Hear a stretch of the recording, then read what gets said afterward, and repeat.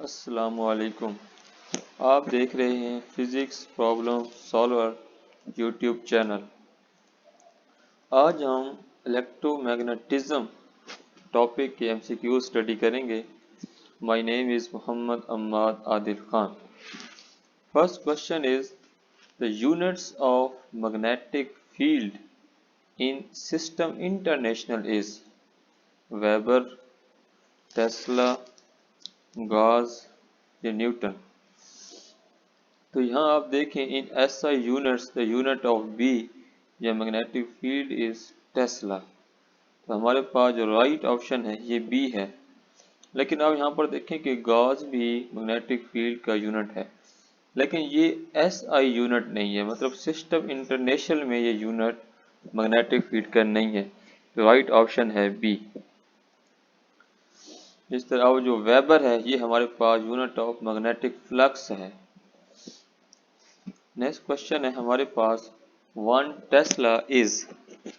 हमारे पास जो 1 टेस्ला है इसके यूनिट्स क्या होते हैं, ए बी सी ये डी। तो यहाँ से आप देखें कि लिखा हुआ है कि 1 tesla is equal to 1 newton ampere inverse metre inverse. तो ये आप लोग इस फार्मूले से ड्राइव भी कर सकते हैं कि बी हमारे पास टेस्ला होता है, तो इसका हमने देखना है कि 1 टेस्ला किसकी इक्वल होता है। तो ये न्यूटन, ये दोनों इसके नीचे आ जाएंगे, एम्पियर इनवर्स और लेंथ का मीटर ही होता है, तो मीटर इनवर्स। और जो साइन अल्फा है ये हमारे पास ट्रिग्नोमेट्रिक क्वांटिटीज हैं, तो ये डायमेंशन लेस होती हैं।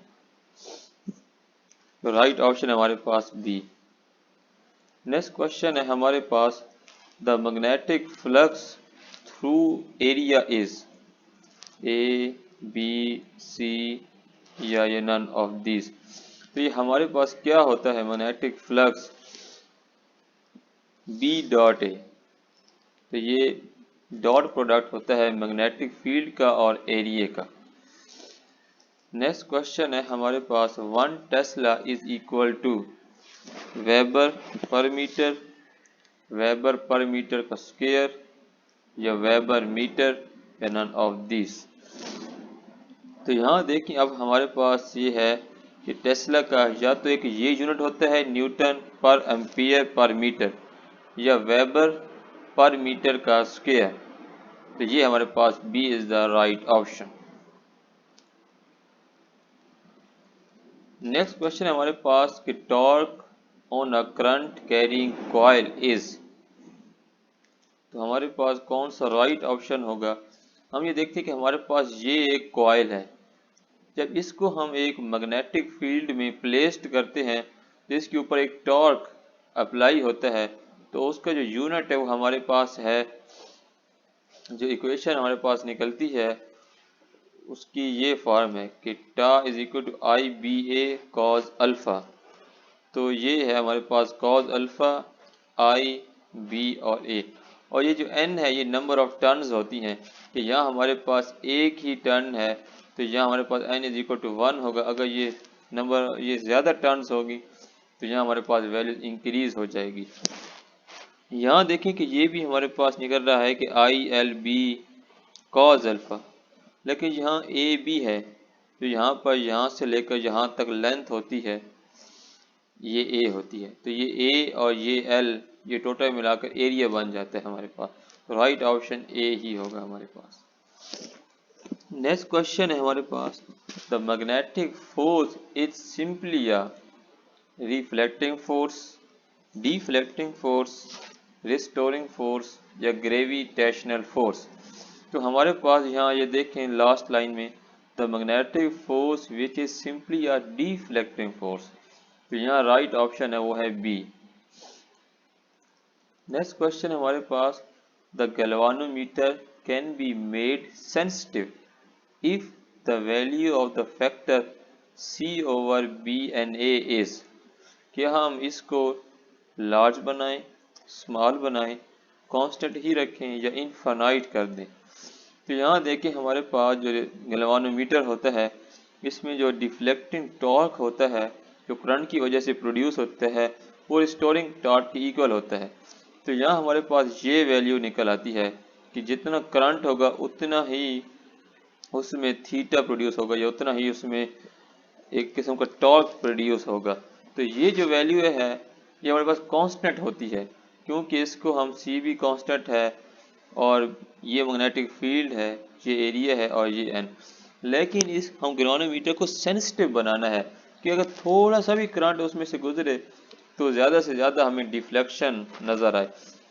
तो यहाँ आप देखें इसको हम क्या बनाते हैं, अ galvanometer can be made more sensitive for a given current if C/BAN is made small. तो यहाँ इसका राइट ऑप्शन है वो हमारे पास बी ही होगा। तो इसको हम किस तरह स्मॉल बनाते हैं, यहाँ लिखा हुआ है कि C में बी डिक्रीज, इस C को हम डिक्रीज करते हैं और ये जो मैग्नेटिक फील्ड है, नंबर ऑफ टर्न्स हैं कॉइल की, ये जो एरिया ऑफ द कॉइल है इसको हम क्या करते हैं, इंक्रीज कर देते हैं। तो इस तरह से हम इसको सेंसिटिव बना सकते हैं। तो राइट ऑप्शन है बी। नेक्स्ट हमारे पास क्वेश्चन है, when a small resistance is connected parallel to the galvanometer the resulting circuit behave as voltmeter, Wheatstone bridge, ammeter या पोटेंशियोमीटर। तो जब भी हम एक स्मॉल रेजिस्टेंस गैल्वेनोमीटर के पैरेलल कनेक्ट करते हैं तो यहाँ नीचे भी लिखा हुआ है कि एमीटर हमारे पास ये जो सर्किट है ये बिहेव करता है। तो राइट ऑप्शन है सी हमारे पास। नेक्स्ट क्वेश्चन है हमारे पास, the anode in the CRO is. Anode का जो वर्क है वो हमारे पास क्या है, तो control number of electrons, control the brightness of spot formed, accelerate and focus the beam या at negative potential with respect to cathode। ये तो नहीं होता क्योंकि एनोड हमारे पास पॉजिटिव पोटेंशियल ही होता है। तो हम देखते हैं कि हमारे पास एनोड, ये तीन जो प्लेट्स हैं ये हमारे पास एनोड की हैं। तो ये हमारे पास CRO है पूरी, इसके अंदर ये तीन चीज़ें ये एनोड है हमारे पास। तो यहाँ हम देख लेते हैं हमारे पास एनोड का क्या काम है।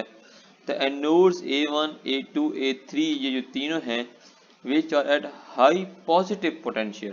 तो ये पॉजिटिव पोटेंशियल के होते हैं with respect to cathode, accelerate and focus the electron beam to fixed spot on the screen.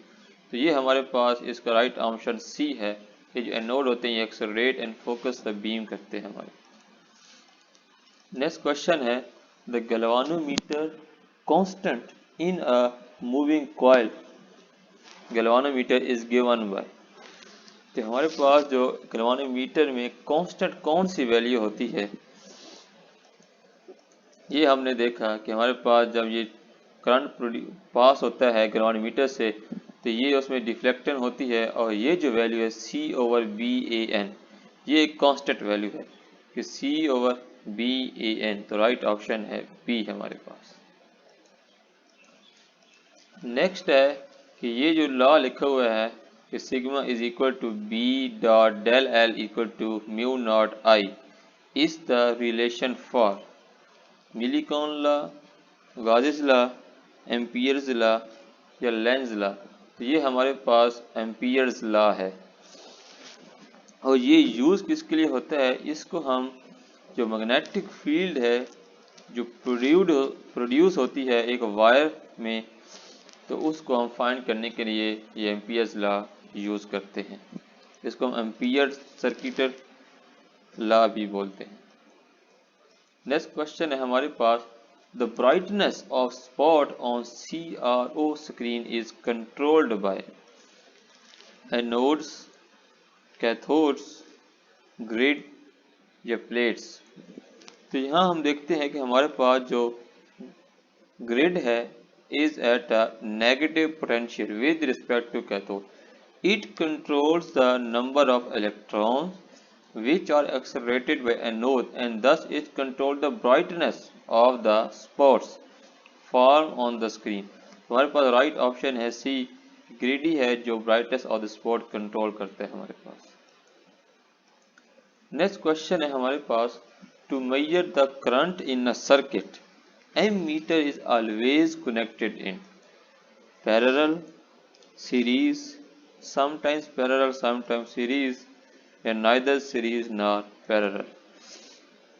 तो यहाँ आप देख लें कि जब हम एक ammeter must have a very low resistance so that it does not disturb the circuit in which it connected in series, तो हम करंट को मेजर करने के लिए एमीटर को सीरीज में ही कनेक्ट करते हैं। तो राइट ऑप्शन है हमारे पास बी।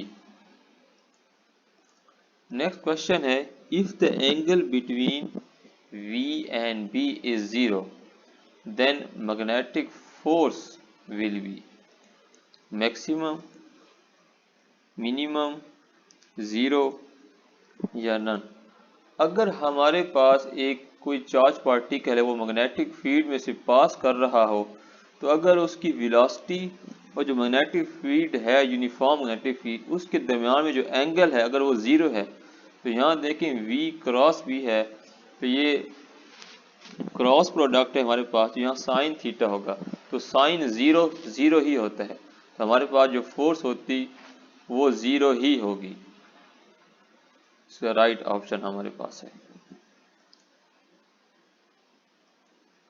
नेक्स्ट क्वेश्चन है हमारे पास, a charge particles is projected at angle into the uniform magnetic field which of the following parameter of the charged particle will be affected by the magnetic field, energy, momentum, speed या velocity.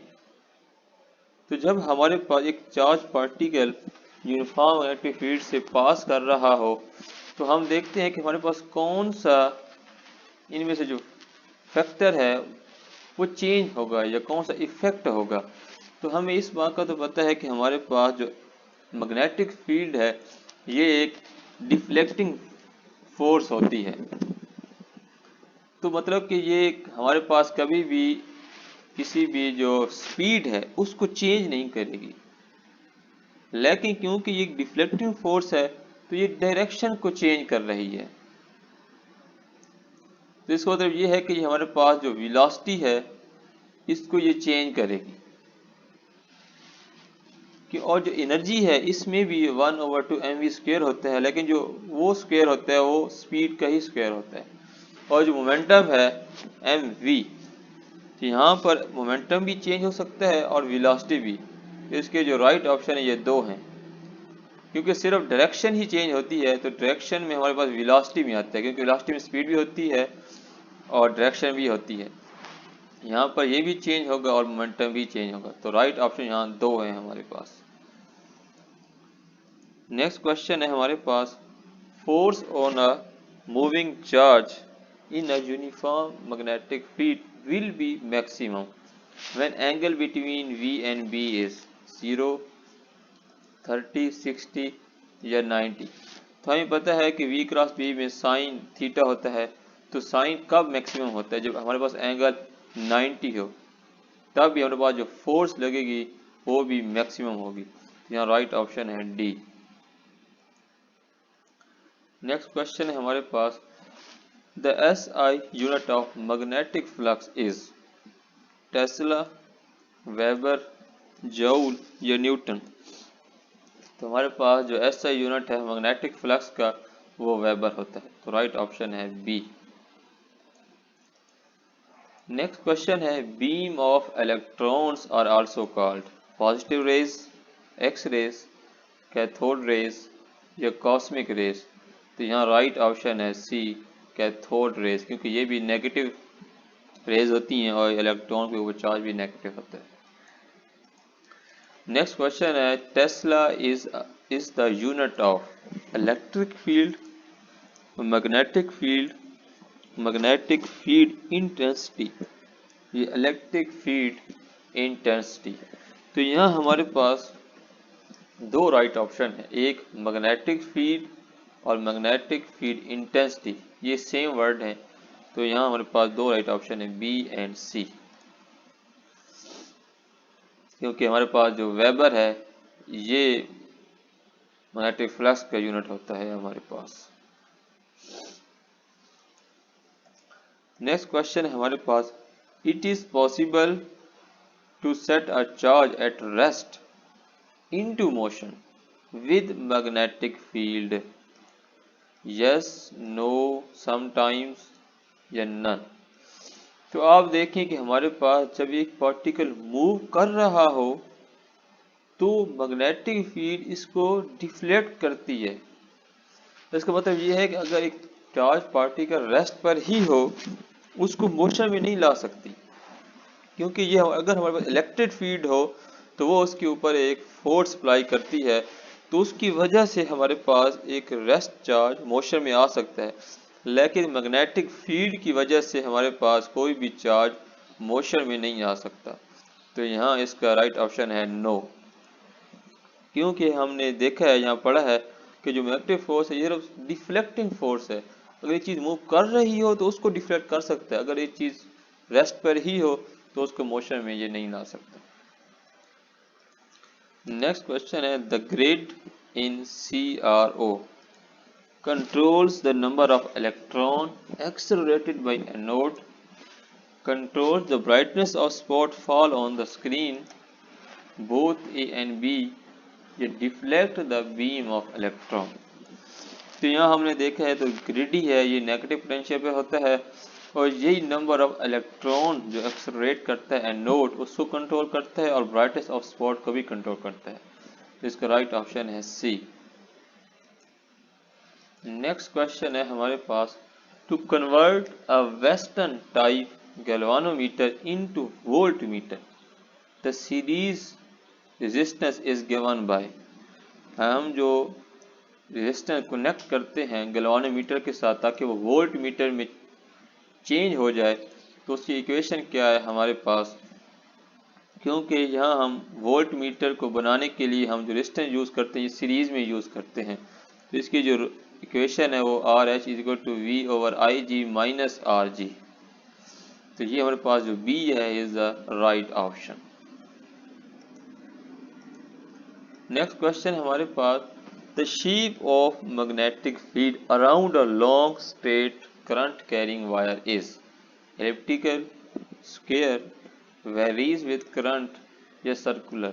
तो यहाँ आप देखें एक long straight current carrying wire है, जब इसमें current pass करता है तो मैग्नेटिक फील्ड की जो शेप है वो सर्कुलर ही होती है। Lines of force are circular और ये करंट की डायरेक्शन पे ही डिपेंड करती हैं, लेकिन ये करंट की वैल्यू को वेरीज करने से इनकी शेप में कोई चेंज नहीं आता। स्ट्रेंथ में चेंज आ सकता है कि यहाँ स्ट्रॉन्ग फीड होगी कि वीक फीड होगी, लेकिन जो शेप है वो सर्कुलर ही रहेंगी। तो राइट ऑप्शन है डी। नेक्स्ट क्वेश्चन है हमारे पास, the electron of mass m and charge E is moving in a circle of radius r with speed v in a uniform magnetic field of strength B, then जो radius है वो directly proportional to mass होता है, b होता है या 1/v होता है या 1/m। यहाँ आप देखें हमारे पास यहाँ से अगर बीम ऑफ इलेक्ट्रॉन आ रही हो तो मैग्नेटिक फील्ड क्योंकि एक डिफ्लेक्टिंग फोर्स है तो ये इनको सर्कुलर पाथ पर मूव करवाती है। तो हम यहाँ देखना चाहते हैं कि हमारे पास जो इनका रेडियस है ये किस चीज़ पर डिपेंड करता है। ये डिपेंड तो ये सारों चीज़ों पे करता है, लेकिन हम देखते हैं कि किसके इन्वर्सली प्रोपोर्शनल है और किसके डायरेक्टली प्रोपोर्शनल है। तो यहाँ आप देख सकते हैं कि ये इस तरह मैग्नेटिक फील्ड के अंदर ये सर्कुलर पाथ पर मूव करता है। तो यहाँ से आप देख लें कि जो रेडियस है ये अगर इधर ले जाएं और इसको इधर ले जाएं, ये रेडियस है ये डायरेक्टली प्रोपोर्शनल है मास के, और जो रेडियस है ये इन्वर्सली प्रोपोर्शनल है मैग्नेटिक फील्ड के। तो ये तो हमारे पास राइट ऑप्शन नहीं है। और यहाँ पर अगर आर इधर चला जाए तो ये डायरेक्टली प्रोपोर्शनल है वी के, तो ये भी राइट ऑप्शन नहीं है। और हमने पहले देखा है कि जो हमारे पास रेडियस है ये डायरेक्टली प्रोपोर्शनल होता है मास के, तो राइट ऑप्शन है ए। नेक्स्ट क्वेश्चन है हमारे पास, the torque in the coil can be increased by increasing number of turns, current and magnetic field, area of the coil, या all of the above। तो यहाँ आप देख लें कि हमारे पास जो एक कॉल है कि ये कॉइल है, इसको जब हम मैग्नेटिक फील्ड में रखते हैं हमारे पास जो टॉर्क है ये डिपेंड करता है करंट पर भी, मैग्नेटिक फील्ड पर भी, जो एरिया है उस पर भी, और जो नंबर ऑफ टर्न्स हैं इस पर भी डिपेंड करता है। तो राइट ऑप्शन है डी हमारे पास। नेक्स्ट हमारे पास क्वेश्चन है अ current carrying loop when placed in a uniform magnetic field will experience electric flux, torque, magnetic flux या फोर्स। यहाँ देखिए कि अगर हमारे पास एक करंट कैरिंग लूप हो तो ये एक लूप बनता है या कॉइल हो, जब इसको हम यूनिफॉर्म मैग्नेटिक फील्ड में रखते हैं तो ये टॉर्क एक्सपीरियंस करता है। तो यहाँ राइट ऑप्शन है बी। इसकी इक्वेशन है ये हमारे पास। लेकिन अगर हम एक कंडक्टर यूनिफॉर्म मैग्नेटिक फील्ड के अंदर रखें तो यहाँ हमारे पास ये फोर्स भी एक्सपीरियंस करता है। तो यहाँ आप लोगों ने ध्यान करना है कि करंट कैरिंग यहाँ कंडक्टर है या लूप है या कॉइल है। अगर तो यहाँ कंडक्टर होता ये फोर्स इसका राइट ऑप्शन होता, लेकिन यहाँ हमारे पास क्या है, लूप है या कॉइल है, ये टॉर्क ही प्रोड्यूस करेगा। इसका राइट ऑप्शन है बी। नेक्स्ट क्वेश्चन है हमारे पास the magnetic flux will be maximum if the angle between magnetic field strength and vector area is 0, 60, 90 या 180। तो यहाँ आप देखें कि ये हमारे पास मैग्नेटिक फील्ड की लाइंस हैं और ये एरिया है, और ये जो लाइन है ब्लू एरो ये वेक्टर एरिया है। तो यहाँ आप देखें अगर एरिया और बी में जो एंगल वो 0 हो तो cos 0 1 होता है, तो ये मैक्सिमम। तो यहाँ राइट ऑप्शन है ए हमारे पास। नेक्स्ट क्वेश्चन है हमारे पास 1 weber is equal to A, B, C या डी हमारे पास। तो जो वेबर होता है ये हमारे पास यूनिट होता है मैग्नेटिक फ्लक्स का। तो यहाँ देखिए यहाँ लिखा हुआ है magnetic flux is equal to newton metre per ampere. तो ये D is the right option की newton metre per ampere. Next question हमारे पास the wave form of sinusoidal voltage its frequency and phase can be found by CRO, diode, transistor या radio. तो CRO हमने पढ़ा, इसका जो यूजेस में ये होता है कि हम जो हमारे पास एक साइनोसाइडल वोल्टेज है इसकी जो वेव फॉर्म है उसको हम डिस्प्ले करते हैं, और हम इजीली उससे हम वोल्टेज की जो पीक वैल्यू वो भी फाइंड कर सकते हैं, फ्रीक्वेंसी भी और फेज भी। तो यहाँ राइट ऑप्शन है ए कि CRO की मदद से ही हम ये चीज़ें फाइंड कर सकते हैं। नेक्स्ट क्वेश्चन है हमारे पास the force on a charge particle moving parallel to magnetic field. तो उसके ऊपर फोर्स मैक्सिमम होगी, मिनिमम होगी, जीरो होगी या नन होगी। यहाँ आप देखें अगर हमारे पास एक चार्ज है वो पैरेलल टू मैग्नेटिक फील्ड है तो उसकी वेलोसिटी और जो मैग्नेटिक फील्ड है उसमें जो एंगल है वो जीरो है। तो साइन, क्योंकि ये क्रॉस प्रोडक्ट है तो यहाँ साइन होगा तो साइन जीरो जीरो ही होता है। यहाँ फोर्स जो होगी वो जीरो ही होगी हमारे पास। नेक्स्ट क्वेश्चन है हमारे पास the unit of permeability of free space is A, B, C या डी हमारे पास। तो यहाँ आप लोग देख लें कि जो परमिएबिलिटी है इसका जो यूनिट है ये साथ लिखा है कि वेबर पर एम्पियर पर मीटर, लेकिन यहाँ टेस्ला में है और यहाँ वेबर में है। तो आप लोगों को ये आना चाहिए कि हमारे पास जो वेबर होता है ये मैग्नेटिक फ्लक्स का यूनिट होता है। तो phi is equal to B A, और जो बी होता है मैग्नेटिक फील्ड इसका यूनिट होता है टेस्ला और एरिया का मीटर स्क्वायर। तो यहाँ वेबर की जगह आप ये फार्मूला पुट कर सकते हैं कि टी मीटर का स्क्वायर। तो ये मीटर नीचे है तो ये मीटर एक मीटर से कैंसिल हो जाएगा। तो यहाँ बन जाएगा कि टेस्ला मीटर पर एम्पियर, तो टेस्ला मीटर पर एम्पियर, तो ये A is the right option है हमारे पास। नेक्स्ट क्वेश्चन है हमारे पास, the value of mu naught is, mu naught हमारे पास परमिएबिलिटी होती है, इसकी क्या वैल्यू है 4 पाई मल्टीप्लाई 10 की पावर -7, तो B is the right option. Next question है हमारे पास, the magnetic induction inside current carrying solenoid is, तो इनसाइड होती है मैग्नेटिक फील्ड इंडक्शन, उसकी क्या वैल्यू है। ये हमारे पास एक करंट कैरिंग सोलेनॉइड है, तो एक मैग्नेटिक फील्ड इनसाइड होता है, दूसरा यहाँ पर भी आउटसाइड पर भी होता है कॉर्नर्स पर। तो जो इनसाइड है उसकी क्या वैल्यू है, वो है B is equal to mu naught N I, B is equal to mu naught N I, ये भी हमारे पास एक राइट ऑप्शन है। लेकिन ये जो n है ये इक्वल टू होता है number of turns per unit length, मतलब कि ये n number of turns per unit length, तो ये दो इसके राइट ऑप्शन है। इस तरीके से भी एमसीक्यूज में आ सकता है कि यहाँ n की वैल्यू पुट कर सकते हैं कि n ओवर l, तो यहाँ दो राइट ऑप्शन है B और D।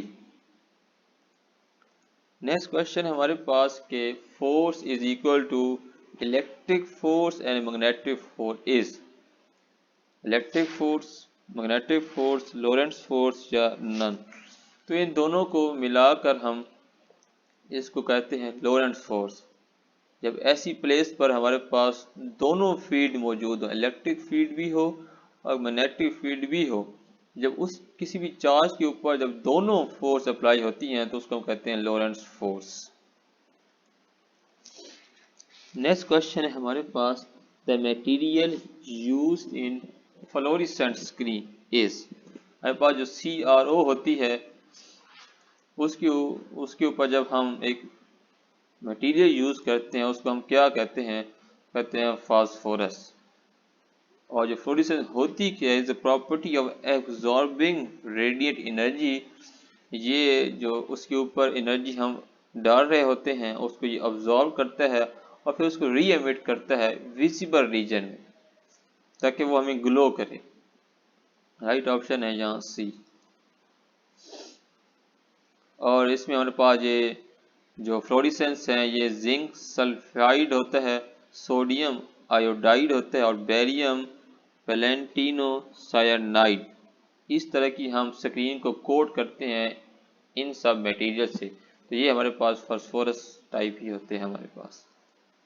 नेक्स्ट क्वेश्चन है हमारे पास, in the galvanometer the current is proportional to magnetic field, electric field, angle या नन, तो यहाँ आप देख लें कि ये प्रोपोर्शनल होता है एंगल के और ये डायरेक्टली प्रोपोर्शनल होता है मैग्नेटिक फील्ड के, तो यहाँ राइट ऑप्शन है C।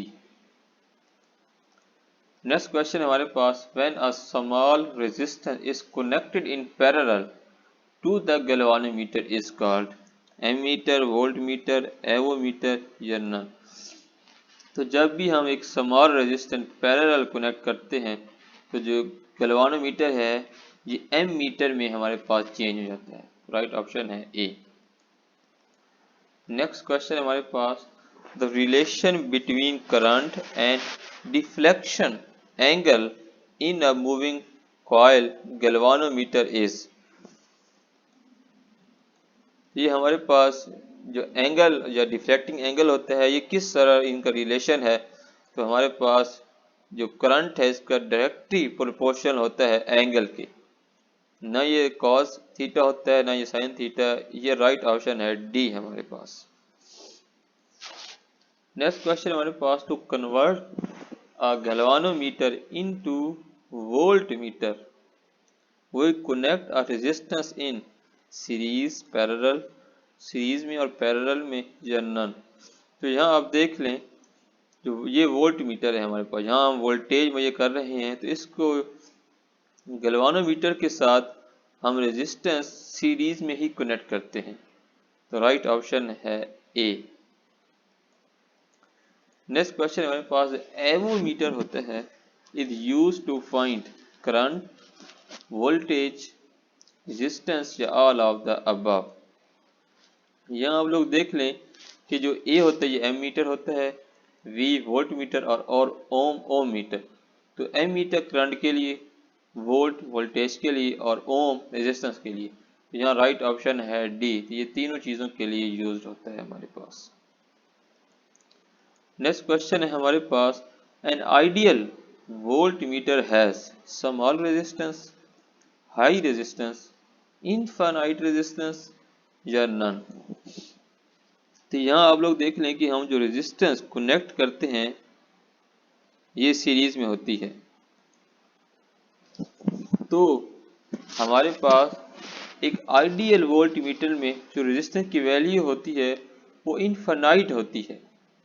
और ये यहाँ देख रहे हैं हाई रेजिस्टेंस, लेकिन हमारे पास इनफाइनाइट होती है। जितनी रेजिस्टेंस ज़्यादा होगी उतना उसमें से करंट पास करेगा ही नहीं, तो हम एक्यूरेटली वोल्टेज मेजर कर सकते हैं। ये आइडियल केस में इनफाइनाइट होती है और जो एक्चुअल हमारे पास है, ये नॉन आइडियल केस होते हैं, उसमें हाई रेजिस्टेंस रखते हैं कि जितनी मैक्सिमम से मैक्सिमम हम रेजिस्टेंस रख सकते हैं। नेक्स्ट क्वेश्चन हमारे पास, a galvanometer can be more sensitive if C over BAN is made very large, very small, unaltered या none। तो यहाँ आप लोग देख सकते हैं कि ये जो फैक्टर है इसको हम मेड स्मॉल, तो हम इसको स्मॉल ही करते हैं कि जितना ये स्मॉल होगा उतना हमारे पास जो गैल्वेनोमीटर है ये मोर सेंसिटिव होगा। तो हम इसको सेंसिटिव बनाते कैसे हैं कि जो मैग्नेटिक फील्ड है इसको बहुत ही स्ट्रॉन्ग कर देते हैं, जो कॉइल का एरिया है उसको भी हम बढ़ा देते हैं और जो नंबर ऑफ टर्न्स हैं इसको भी हम इंक्रीज कर देते हैं। इस पूरे फैक्टर को हम स्मॉल ही बनाते हैं। नेक्स्ट क्वेश्चन है हमारे पास, ammeter and galvanometer are always connected in series, are always connected in parallel, both in series and parallel या नन। तो हम लोगों ने देखा कि हमारे पास जो एम मीटर होता है इसको हम सीरीज में ही कनेक्ट करते हैं क्योंकि ये करंट को मेजर करता है। तो गैल्वेनोमीटर को भी हम सीरीज में ही कनेक्ट करते हैं क्योंकि ये भी एक करंट डिटेक्शन डिवाइस ही है। नेक्स्ट क्वेश्चन है हमारे पास, the sensitivity of galvanometer is directly depends on magnetic field, area of coil, number of turns या ऑल ऑफ द अबव। तो यहाँ आप लोग देख लें कि ये हमारे पास फैक्टर है जो गैल्वेनोमीटर की जो सेंसिटिविटी है इसको कंट्रोल करता है। तो ये इन तीनों चीज़ों पर हमारे पास ये डिपेंड करता है। तो यहाँ राइट ऑप्शन है डी। नेक्स्ट क्वेश्चन हमारे पास, the dot product of magnetic field induction and vector area is called electric flux, magnetic flux, ampere's law या नन। तो यह हमारे पास ये है, ये डॉट प्रोडक्ट है मैग्नेटिक फील्ड इंडक्शन का और वेक्टर एरिया का, तो ये मैग्नेटिक फ्लक्स ही होता है। राइट ऑप्शन है बी। नेक्स्ट क्वेश्चन हमारे पास, when the number of turns in a solenoid is doubled without any change in the length of the solenoid, its self induction will be। ये 4 times हो जाती है, डबल हो जाती है, हाफ हो जाती है या नन हो जाती है। तो यहाँ हमारे पास ये रिलेशन है सेल्फ इंडक्शन की। एक सोलेनॉइड में जो सेल्फ इंडक्शन प्रोड्यूस होती है वहाँ म्यू नॉट एन का स्क्वायर है और ए एल है। यहाँ हमने देखा कि जो एन होता है, यहाँ से देख लें कि number of turns per unit length, तो लेंथ तो हम चेंज कर ही नहीं रहे। तो यहाँ हमारे पास n को डबल किया है तो यहाँ 2 आ गया, लेकिन जब इस वैल्यू को हम इधर पुट करेंगे तो यहाँ क्या आएगा, n का स्क्वायर ओवर लेंथ का स्क्वायर। तो लेंथ हमने चेंज नहीं की, तो यहाँ n का स्क्वायर है तो यहाँ 2 जब पुट करेंगे तो वो 4 हो जाएगा। तो यहाँ जो इंडक्शन है ये 4 टाइम्स हो जाएगी। तो राइट ऑप्शन हमारे पास ए। नेक्स्ट क्वेश्चन है हमारे पास, volt meter is use to measure current, resistance, temperature या पोटेंशियल डिफरेंस। तो पोटेंशियल डिफरेंस ही है हमारे पास is the right option. Next question है हमारे पास, the wave form of sinusoidal voltage, its frequency and phase can be found by CRO, diode, transistor या रेडियो। राइट ऑप्शन है CRO। नेक्स्ट क्वेश्चन हमारे पास, the resistance of a voltmeter should have a very high resistance. It does not disturb a circuit. It draws some current. It same the galvanometer coil. None of these.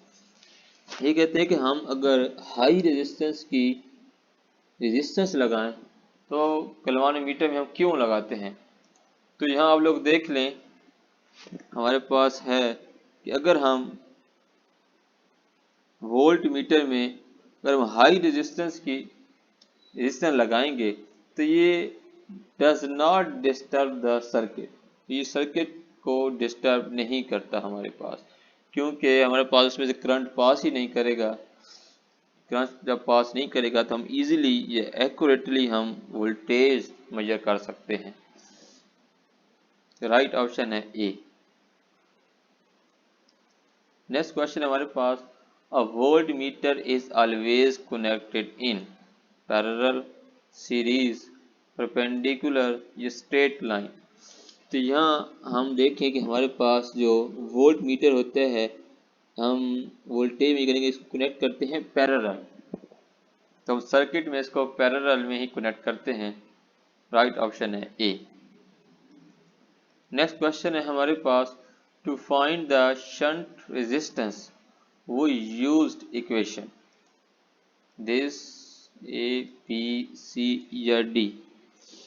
तो आपने देखा कि हम shunt resistance ammeter galvanometer को ammeter में change करने के लिए यूज करते हैं। उसका जो ये क्वेश्चन है ये हमारे पास है बी। राइट ऑप्शन है बी हमारे पास। नेक्स्ट क्वेश्चन हमारे पास, ammeter is use to measure resistance, voltage, current या कैपेसिटेंस। ये करंट के लिए ही यूज होता है। राइट ऑप्शन है सी। नेक्स्ट क्वेश्चन हमारे पास, avometer is also called ammeter, voltmeter, multimeter या ओम मीटर।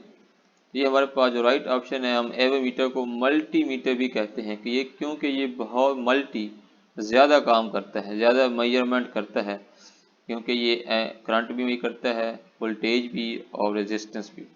राइट ऑप्शन है सी।